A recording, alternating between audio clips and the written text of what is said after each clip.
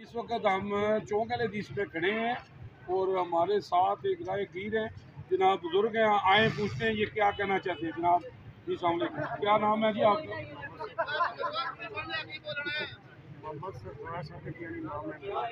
जी क्या कहना सर कहना चाहते हो मोहम्मद साहब क्या?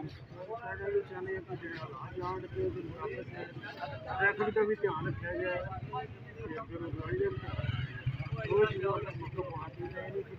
ट्रैफिक जाम हो जाए, लोग जमीनों का भी ध्यान रखा जाए, ट्रैफिक को भी सहूलत दी जाए, आवाम